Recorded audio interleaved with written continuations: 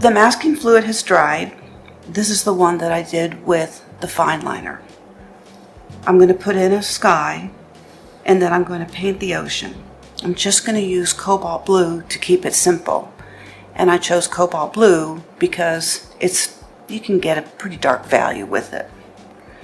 Okay, so just going to do a little bit of wetting of the paper. I'll paint wet and wet. Since the sunlight is more on the left side, I'll use lighter colors here.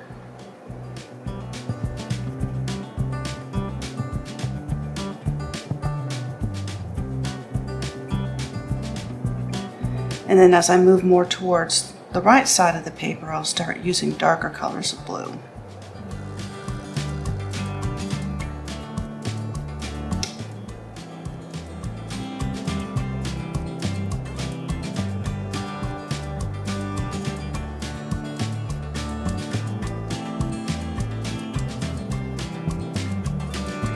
Now I'm going to mix up some fairly thick blue, Ultramarine Blue. There's some other color in here, but that's okay. Normally I would use more than just one color in an ocean, but for demonstration purposes, I'm not going to do that. Okay, so my brush is skipping over where the masking fluid isn't. That's not exactly what I wanted, so that's why I went back over it.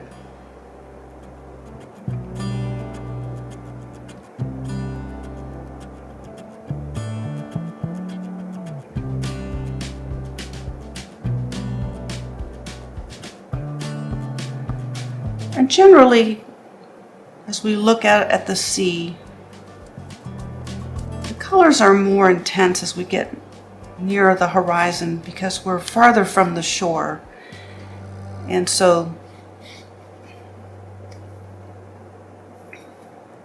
the waves are essentially closer together because they're smaller and at a distance. I'm going to lighten the colors a little bit. You can see I had a little dry brush there. I'm going to leave that because I like it. But I do want to have fairly dark colors here where the sparkles are supposed to be because I want maximum contrast. And that will give the best effect. And it's still a little wet, so I can get away with this. And I'll probably just do a little suggestion of some waves closer to the shore. Nothing too fancy.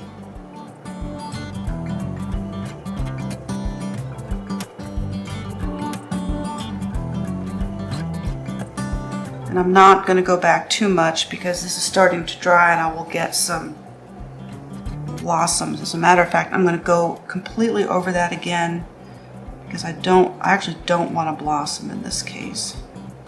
So that's the trick. If you think you're going to get a blossom, just go over it again quickly and that should prevent that problem. Okay, so I'm going to let that dry. And I'm checking this to make sure, yeah, I think it's okay.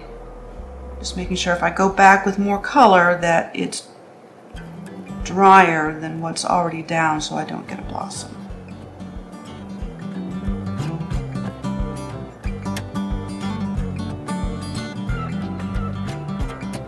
Okay, it's fairly simple.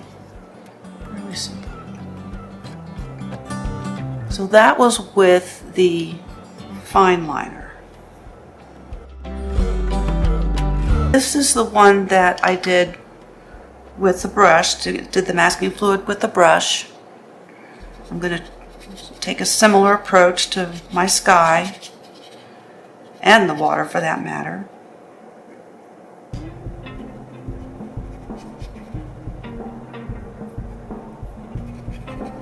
This is Cobalt Turquoise. It's really pretty. And this is Cobalt Blue.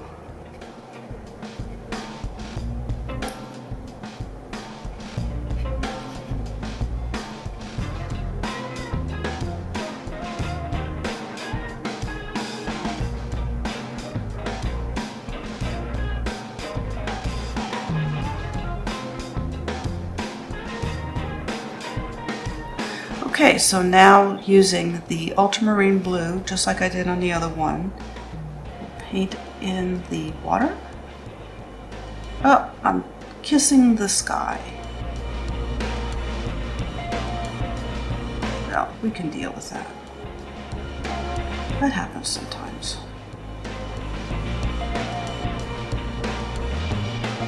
We'll put a little land there. And that will help. Once I get further along.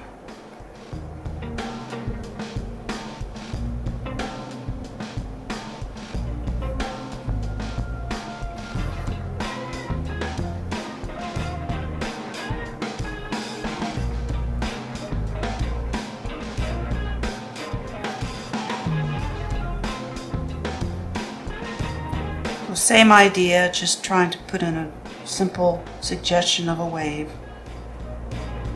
closer to the shore.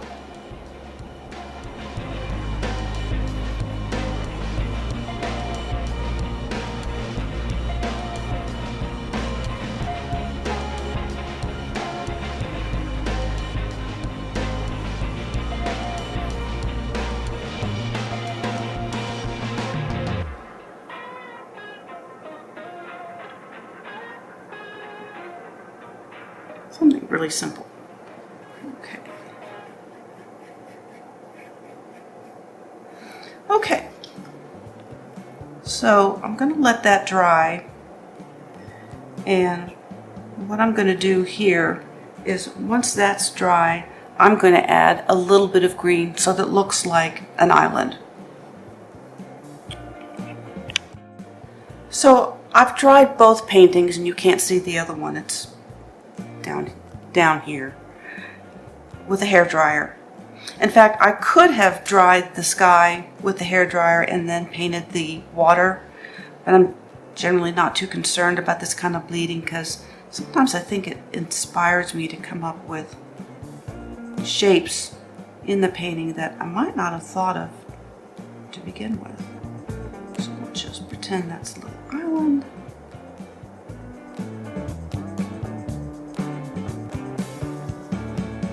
By putting, this is Undersea Green, putting that green on over the blue gives a little bit of a grayish color, but I'm actually going to gray that down a little bit more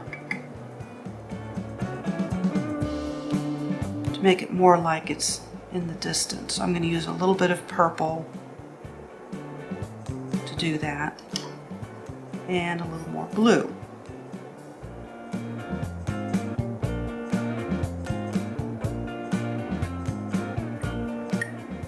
And then I'm actually going to come along and touch a little bit of it, see if I can't get some soft edges, and that'll give a suggestion of trees.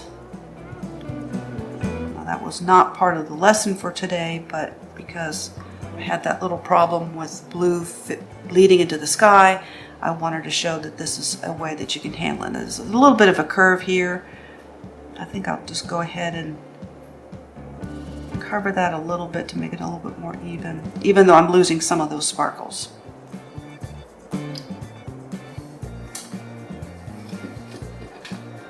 Just hit that with the hairdryer real quick.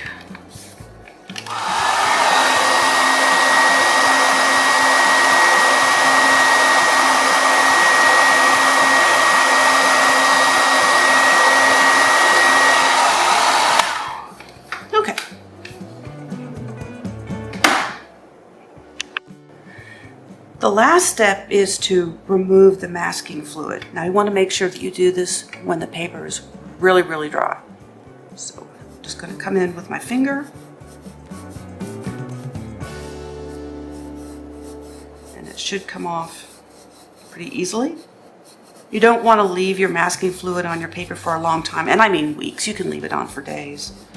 I actually left masking fluid on a painting once for it was at least several months, and I guess I'd forgotten about it. Maybe I didn't like how it was going, and went back to remove the masking fluid. Nope, it had completely melded with the paper. There was no getting it off, none whatsoever. So that was that. lesson learned.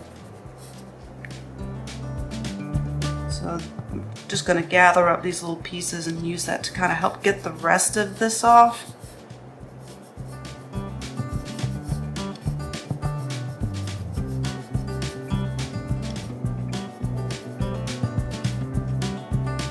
Okay, well that's not done yet. I will do the other one. In fact, I might get my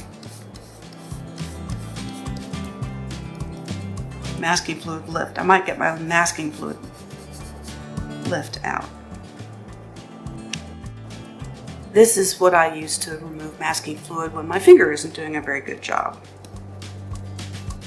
Now it could be that the masking fluid was just a little bit dilute when I put it down. That can happen with that technique, where if the brush is a little bit wet, it dilutes the masking fluid, and so it let the paint seep through is what happened. It's still not coming up very well.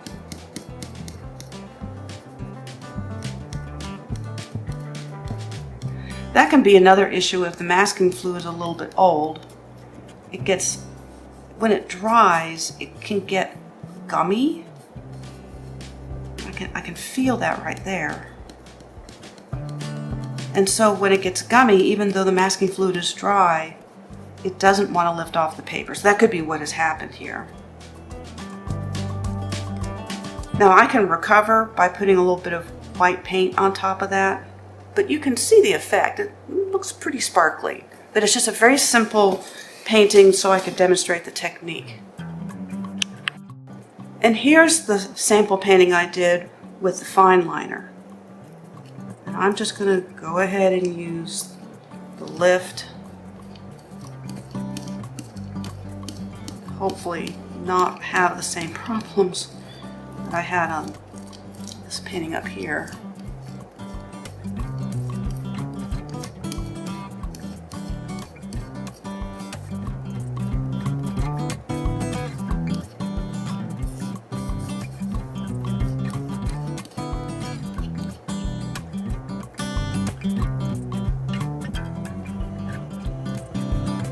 Yeah, as I feel this masking fluid come off on my fingers, it's feeling really tacky, like it's old. I didn't have a date on my bottle, and so I think when I get a new one, I'm going to do that, so I know when it's getting old. Okay, so here's the painting where I used the brush to apply the masking fluid without the tape. And here's the painting where I applied the masking fluid with the fine liner. And between the two, I think the brush is a little bit more dramatic. This is okay, it's fine, but I feel like for what I'm doing here, the brush actually was a little more successful. But this gives you an idea of the differences. I could have made larger blobs with the fine liner if I had tried. I do have some that are a little larger than others. But it's definitely not as dramatic. Maybe another way would have been to go in and put even more dots. It looked like a lot when I did it, but if I had more dots in here, then that might have added to it. So let's see what that could have been like. I have a gel pen here, and this is just white ink. It's made by Sakura, and I'm going to actually just dab in some extra sparkle to make this painting a little bit better than it was. Now it's not quite as dramatically, white as leaving the white of the paper, but it's not bad. As you can see, it is adding to the sparkle.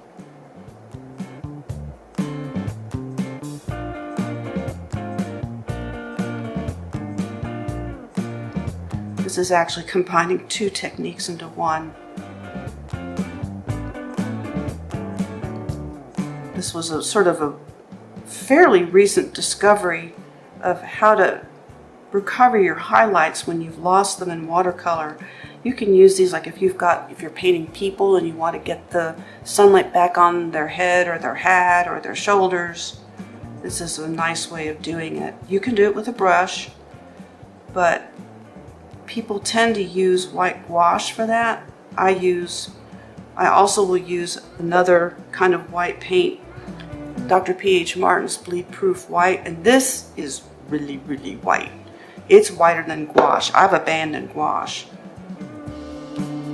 So there are options, and I figure, well, why do you have to use a brush always? I mean, you're on the final details of the painting, so why are you beholden to a brush when you're doing these final things? So I think that looks a little bit better. I can add more, I'm sure, but you get the idea. So thank you for watching. I hope these tips were useful, that you'll find ways of using them for sparkling water and other things. As always, if you liked the video, please give it a thumbs up, subscribe, share, and I'll see you in the next one.